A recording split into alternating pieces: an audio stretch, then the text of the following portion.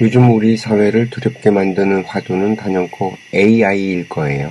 그리고 대부분 그 이야기의 중심은 대규모 실직일 테고, 그 다음으로 튀어나오는 말은 당연히 야 이제 뭐 해먹고 사냐일 겁니다. 특히 요즘 AI를 넘어서 AGI 모델 연구가 한참이라서 전문가들의 경고가 잇따르고 있죠. 그러다 보니 자연스럽게 그들이 경고하는 것이 무엇인지 그들의 이야기가 궁금해졌어요. 요즘에는 복잡하게 이것저것 찾을 필요도 없어요. AI한테 물으면 직방입니다. 그래서 재미나이한테 물어봤어요. 요즘 동향이 어떤지, 그래서 전문가들의 경고가 도대체 뭔지, 그리고 연구 방향이 뭔지 쭉 물으면서 문득 그런 생각이 들더라고요. 이게 과연 무서울 일인가? 뭐가 무섭다는 거지 싶은 거죠. 처음 AI가 나왔을 때 가장 이슈가 됐던 것들이 AI가 인간의 통제를 벗어나는 행동을 한다는 거였어요. 그래서 자주 거론된 게 딥페이크 기술이라고. 그런데 전 그 말을 들으면서 엄청나게 웃었어요. 딥페이크란 말 자체가 딥러닝과 페이크의 합성어인데, 결국 말을 하자면 인공지능의 기술을 이용해서 특정 인물의 얼굴이나 음성을 합성하여 마치 실제처럼 보이거나 들리게 조작한 영상 또는 오디오 콘텐츠를 말하거든요. 우리는 이런 기술을 몰라서도 못하는데, 암튼 이런 기술을 누가 교육시키고 누가 활용을 하죠? 바로 인간이에요.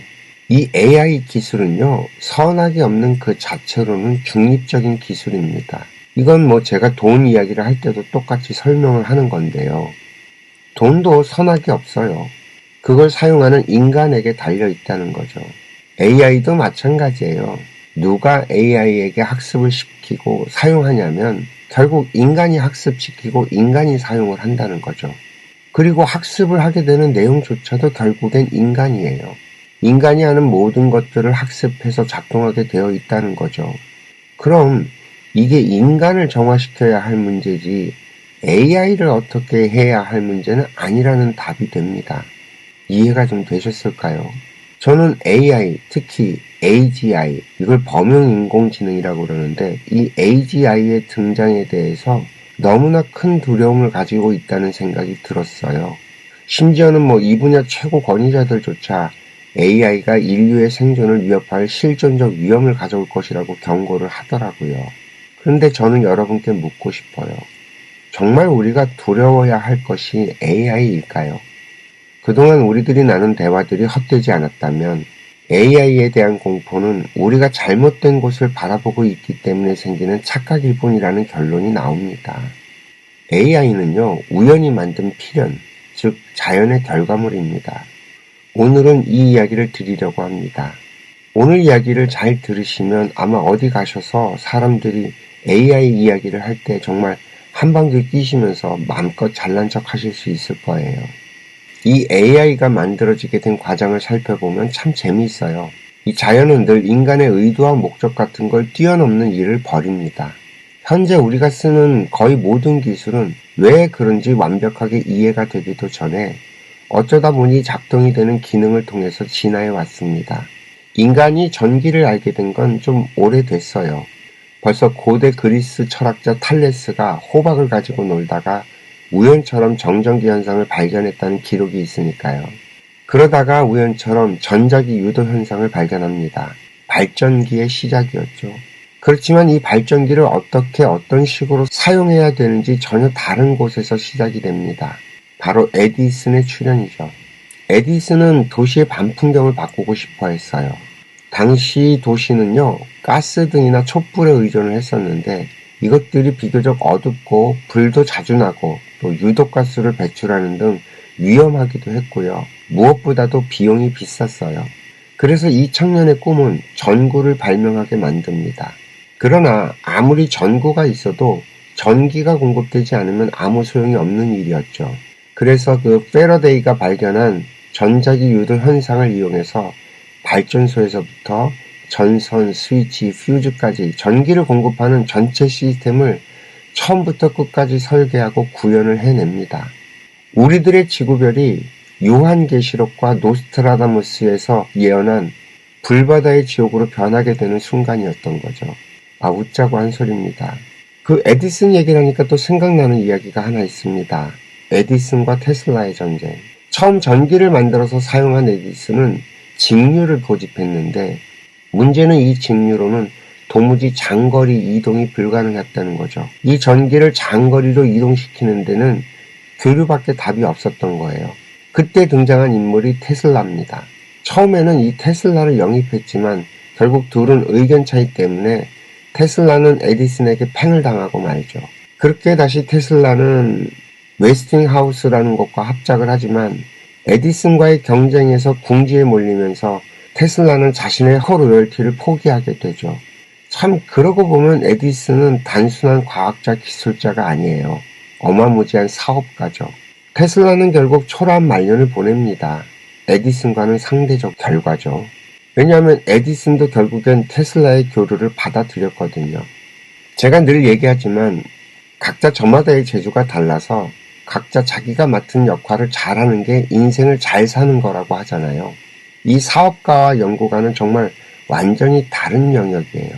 물론 가끔은 에디슨처럼 기술과 사업에 모두 능한 사람이 나오기는 합니다. 그 테슬라의 일론 머스크도 딱 그렇죠. 아무튼 뭐 그렇다고요. 이 이야기는 나중에 따로 설명을 좀 해봐야겠네요. 어쨌든 이 전기의 발견과 전구의 발명 같은 일들은 과학을 연구하는 과학자들의 산물이라고 하기에는 좀 어폐가 있어요. 이 전기의 작동 원리는 사실 양자역학이라는 것으로 설명을 할 수 있거든요. 그런데 정작 이 양자역학의 이론은 훨씬 뒤에 만들어집니다. 그리고 이 양자역학의 뼈대를 세웠던 하이젠베르크는 양자역학을 이해한다고 말하는 사람은 양자역학을 이해하지 못한 것이라고까지 말을 합니다. 지금까지도 이 양자역학은 미지의 영역이에요. 단지 그런 현상이 있다는 걸 알게 되고 그것을 이용해서 전기도 만들고 진공관도 만들고 트랜지스터도 만들고 반도체도 만들고 양자 컴퓨터까지 만들어가고 있다는 것 뿐이죠. 그 최초의 컴퓨터 부품인 진공관으로 만들어진 컴퓨터는 진공관으로 방 하나를 채워야만 했습니다. 이 컴퓨팅이 가능한 스위치 역할을 진공관이 했던 거죠. 그런데 이 진공관이 하던 0과 1의 스위치 역할을 벨 연구소의 연구 끝에 트랜지스터라고 하는 작은 고체 물질로 대체가 됐습니다. 트랜지스터는 진공관보다 수백 분의 1이 작았고 IC, 직접 회로라고 하는 것으로 넘어오면서부터는 무어의 법칙이라고 하는 저희 인생학교에서 항상 설명하는 물이 차면 넘치는 항아리 이론처럼 기하급수적으로 축소가 되기 시작을 했습니다. 진공관 얘기를 하니까 또 하나 생각나는 이야기가 있어요. 웨스턴 일렉트로닉이라고 하는 진공관을 만들던 회사가 있어요. 그 회사에서 만들었던 그 300B라고 하는 진공관은 원래 그 전화국의 장거리 통신 증폭기나 영화관의 음향 시스템 같은 곳에서 사용이 됐었죠. 그러다가 이게 트랜지스터가 나오고 진공관은 역사의 뒤안길로 사라져 버렸습니다. 그런데 이때 300B 진공관의 진정한 가치를 알아보고 이걸 예술품의 경지로 끌어올리는 사람들이 나타납니다. 극소수의 오디오 애호가들이 300B 진공관이 만들어내는 그 따뜻하고 풍부하고 또 마치 라이브 공연장에서 듣는 듯한 입체감을 준다는 평가와 함께 입소문이 나기 시작을 했고요. 그래서 버려졌던 그 수많은 진공관들이 다시 주목을 받게 되는 일이 벌어집니다. 특히나 1970, 80년대 일본에서는 300B 진공관 앰프를 만들기 열풍이 상업적으로 발전을 하게 돼요. 선제 오디오나 오디오 노트 같은 고가의 오디오 회사들이 웨스턴의 진공관을 사용한 앰프를 만들어내면서 따뜻한 소리의 가치를 전 세계에 확산시켰죠. 제가 아는 그 오디오에 미친 베이비 부모 원숭이 D 형님 한 분은 이 세상의 오디오를 웨스턴과 웨스턴 아닌 것으로 구분을 합니다. 그리고 이 웨스턴 오디오는 호가가 억대를 넘깁니다. 재밌죠. 어쨌거나 우리가 지금 주머니 속의 스마트폰으로 누리는 이 모든 것들은 정말이지 누구도 계획하지 못한 우연의 연속입니다. 마찬가지로 AGI의 등장 역시 인간의 지적 에너지가 임계점을 넘어서면서 자연스럽게 발현되는 현상일 뿐입니다. 사람들은 AI가 인간의 가치를 이탈하여 통제 불가능의 상태가 될까봐 두려워합니다만 저는 두려움의 주체를 잘못 짚었다고 보는 거죠. AI의 편향과 오용은 AI의 잘못이 아닙니다. 이것은 AI가 학습한 데이터 속에 이미 뿌리 내려진 욕심과 편중이라고 하는 인간의 본성의 어두운 면이 투영된 결과일 뿐이라는 거죠. 한번 보세요. 제가 처음에 설명드린 것처럼 AI가 학습하는 건 인간들의 것입니다. 그렇죠? 그리고 그것을 학습시키는 것도 인간이에요. 마찬가지로 현재 연구 중인 AGI 역시 학습 범위와 연산 범위를 확대할 뿐이지 결국 학습을 하는 것도 인간의 것이고 학습을 시키는 것도 인간이기 때문에 AI의 통제불능이라는 건 곧 인간 자체가 통제불능이라는 사실을 AI가 증명해 주는 것 뿐입니다. 이해가 좀 되세요? 저는 이 AI를 보면 자연의 인과 시스템과 똑같다는 생각을 합니다. 인과 시스템은 선악이 없어요. 정말 무사공평하죠. 받아들인 것에 따라서 그대로 결과물을 만들어냅니다. 이 말은 결국 AGI가 인간을 위협하는 것이 아니라 통제 불가능 상태인 인간이 무사공평한 자연의 결과물인 AI를 오용하여서 자신의 시간과 인생을 거기에 더해서 타인의 시간과 인생을 낭비시키는 것뿐이라는 거죠. 그러니까 이 AI를 통제 불가능한 악마의 기술로 보지 마세요. AI는 우리 인간의 계획이나 통제를 넘어선 그저 우연처럼 보이는 인과의 사슬을 따르는 자연현상이자 필연의 역사일 뿐입니다. 이해가 좀 되실까요? 저는 솔직히 좀 다른 것들이 보여요. 인생학교 곳곳에서 설명한 이야기지만 우리 인류는 현재 다른 세상으로 넘어가는 과도기에 있습니다. 그리고 그 세상은 지금까지와는 많이 다를 거예요. 더 이상 인간이 지식을 생산하느라 고생하지 않게 될 거고요. 지식이나 정보를 가지고 사람들 우위에 서서 권력을 휘두르지 못하게 될 거예요. AI가 나왔거든요. 지식과 정보는 AI의 영역이 되면서 우리는 이것을 잘 활용하기만 하면 됩니다. 또한 더 이상 인간이 노동을 하지 않게 될 거예요. 사실 인간의 노동은요, 노예의 언어입니다. 인류는 사실상 거의 대부분의 세월을 노예로 살았어요. 인간이 노예에서 벗어난 건 불과 몇백 년도 되지 않았죠.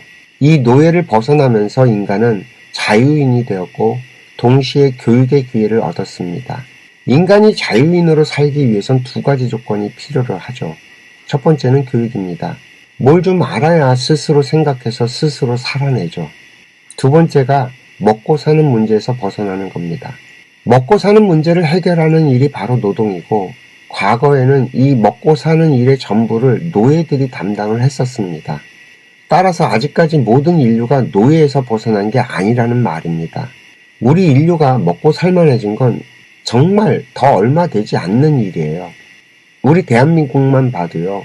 1980년대를 넘어서면서 비로소 먹고 사는 문제에서 조금씩 벗어날 수 있게 된 거예요. 다만 문제는 사회주의자들입니다. 이 유물론자들인 사회주의자들은 인간의 영혼을 배제한 동물이라는 입장에서 생각을 하다 보니까 계급투쟁의 논리를 내세워서 인간의 활동을 노예들이 하는 노동의 수준으로 격화시켜버렸어요. 여기에다가 자본주의의 이론을 적당히 버무려서 물건을 파는 것처럼 내 시간과 노동을 판다고 하는 얄팍한 이론을 만들어냈던 거죠. 인류사 전체를 관통하는 큰 흐름을 이해하지 못한 이런 논리들이 오히려 우리들이 자유인으로 성장하는 것을 방해하고 있다는 말입니다. 그런데 이 자연의 흐름은요, 더 이상 인간이 노동하지 않기를 바라는 것 같아요. 인간이 스스로 각성을 하지 못하니까 마치 노동에서 손을 떼라는 듯 밀어냅니다. AI와 로봇의 결합은 바로 이 전곡점을 말해주고 있는 것 뿐이고요. 인간은 더 이상 노예의 생각에 묶여있는 그 노동을 하지 않게 됩니다. 이게 미래의 세상입니다. 따라서 우리는 자유인으로서 마땅히 해야 할 그 생각이라는 것을 하기 시작할 거고요. 어떤 생각? 우리 모두는 한 형제라는 생각, 너와 내가 둘이 아니라는 생각, 우리가 만든 이 시스템은 공적인 시스템이라는 생각, 그래서 우리 모두가 공적으로 살아야 한다는 생각 같은 것 말입니다. 우리 모두는 공인이에요. 그래서 저는 미래를 아주 밝게 봅니다. 정말 사람 사는 세상이 오고 있다고 말이죠. 이해가 좀 되셨는지 모르겠습니다. 저는 하루빨리 우리들의 말에서 노동이란 단어가 사라지기를 기대합니다. 오늘도 긴 이야기 들어주셔서 감사하고요. 행복하세요.